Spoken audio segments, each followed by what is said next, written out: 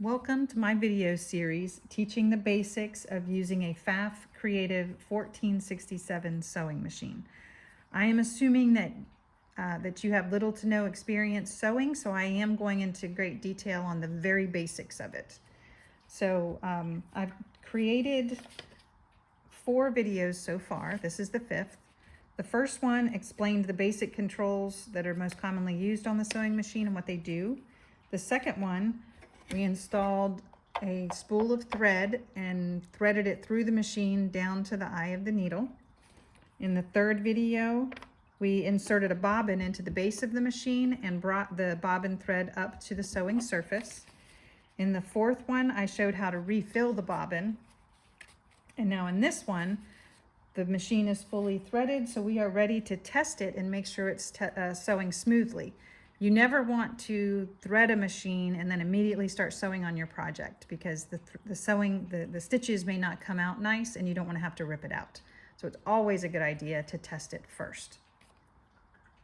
So first thing, let me explain these buttons. This one is, if you have it pressed, when you stop sewing, the needle will go into the down position.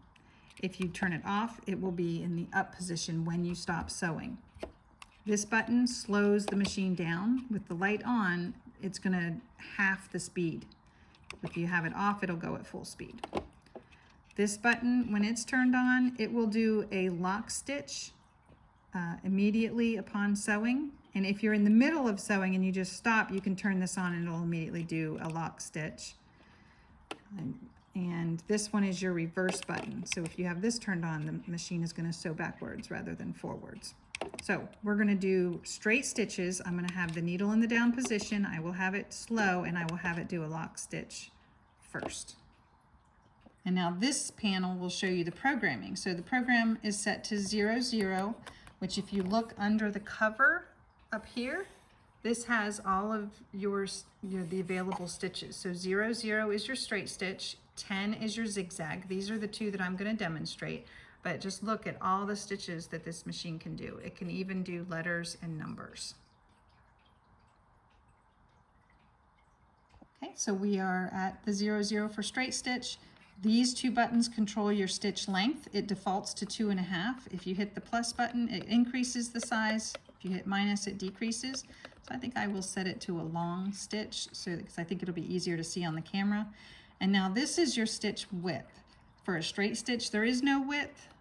This would apply to the zigzag stitch. However, you can use these buttons with a straight stitch in order to move the needle. In the default, you can see here, it kind of looks like parentheses. In that setting, the needle is centered on the presser foot here. And there's a hole here that the needle can go in, and it's kind of centered in that hole. See that? So now I can move it by increasing this. I'll go all the way to the highest. The 6 is the highest number, and this line is indicating the needle, because now the needle will be on the right side. So now if I come down here, the needle has moved over, and now it's to the far right of this hole as far as it can go and still sew in it. And so back here, I'm going to go all the way to 6 again, but now the needle's on the left side in the image. And here you can see the needle has moved over, and now it's at the far left of that hole. So I'm going to have the needle in the down position. I'll have it slow, and I do want it to tie off. Not tie off, I'm sorry, do the lock stitch at the beginning and end. So I'm going to place the fabric under, line it up on the first one of these guidelines here. I like to hold the tails of the thread to the back of the machine so it doesn't pull them under. It sometimes creates a little, I guess, bird's nest under there. And then I'm going to gently step on the presser foot to start sewing. And then 1, 2, 3 stitches forward and then 2 back, and then it's going forward.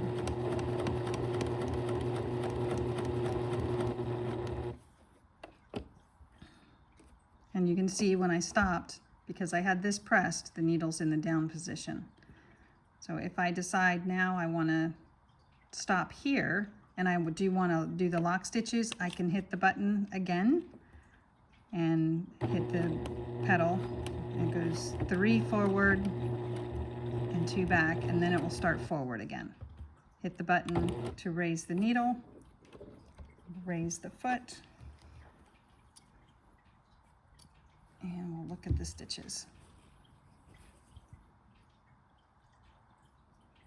And those look pretty good on the front. Turn it over on the back. It's not bad. And you can see the lock stitches.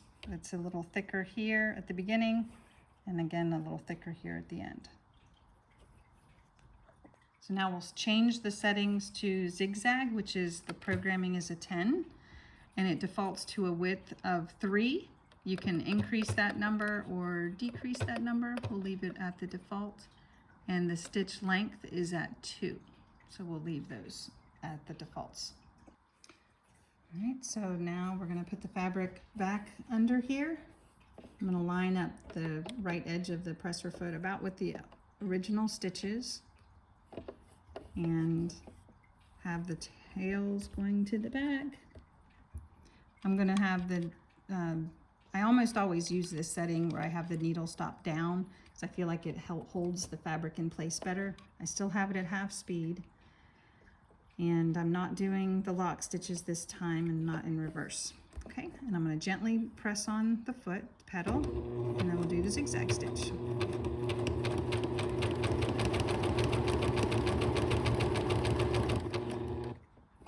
Then when I'm done, you can hit that button, it brings the needle back up, and I can put the lever up and pull the fabric off.